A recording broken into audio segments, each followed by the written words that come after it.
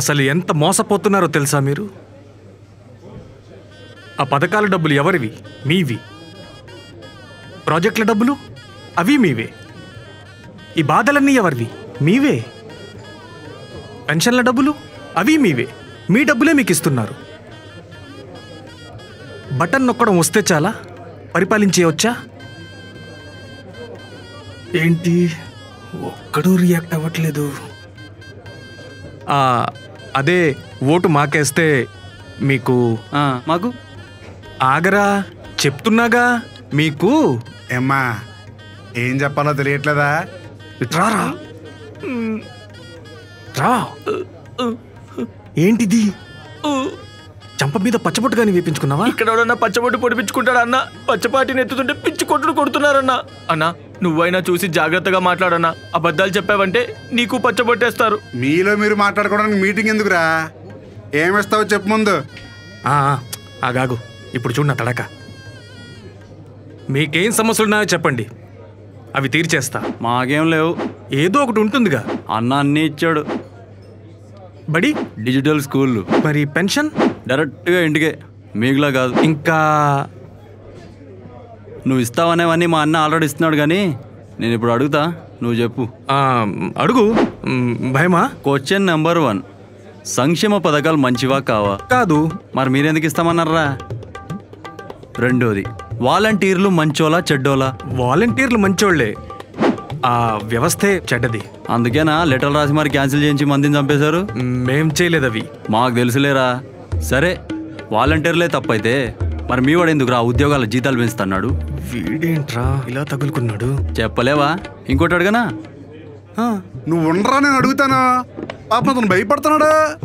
చా నాకేం భయం లేదు, ఎవరైనా అడగొచ్చు.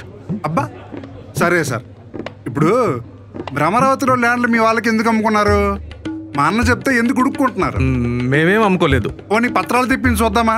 ఎవడంతా రియల్ ఎస్టేట్ స్కామ్ చేశాడో తెలిసిపోద్ది. వద్దులే. ఇందాకేదో అన్నావు బటన్ నొక్కడం గురించి. ముసల్ది కూడా నొక్కుతుంది బటన్, మరి సీఎం ఎందుకు? ఓహో, అదేమైనా ఫోన్ బటన్ అనుకుంటున్నావా? ఎవడ పడితే నొక్కడానికి. సరే, మీ అన్న డీబీటీ స్కీముల కింద పెట్టిన పెద్ద సైంటిస్ట్ కదా, మరి నువ్వు అదే బటన్ నొక్కలేదే? అంటే చెప్పలేవు, మాకు తెలుసు. అదేదో బటన్ నొక్కడం కాదు, మా బతుకులు బాగు చేయడానికి, మా పిల్లలు చదువుకోవడానికి, మా ముసళ్ళు మందులు కొనుక్కోవడానికి నొక్కే బటన్ రాదు.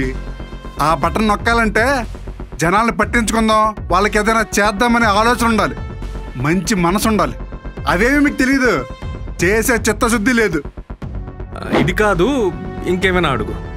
సరే కానీ పొత్తుల పేరిట ఆ పార్టీని ఒంగోబెట్టారు కదా, ఎందుకు?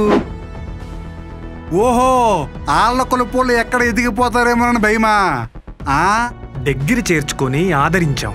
బా శబాష్ సార్, మీకే దిక్కు లేదు, జనం రారు, వాళ్ళని పక్కన పెట్టుకుని వాళ్ళ ఓట్లు కూడా గుర్తించుకుందామనే కదా.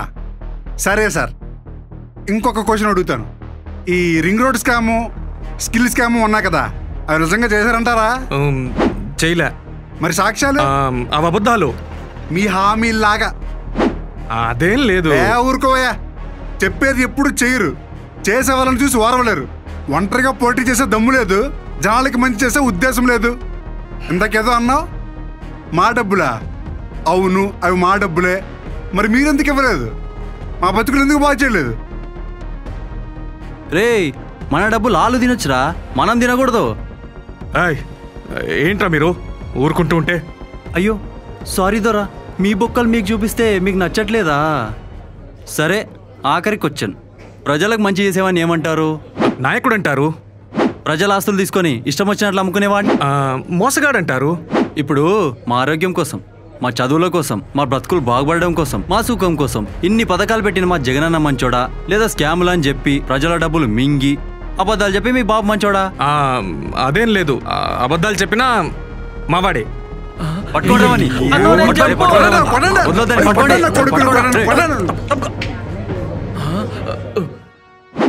అన్నా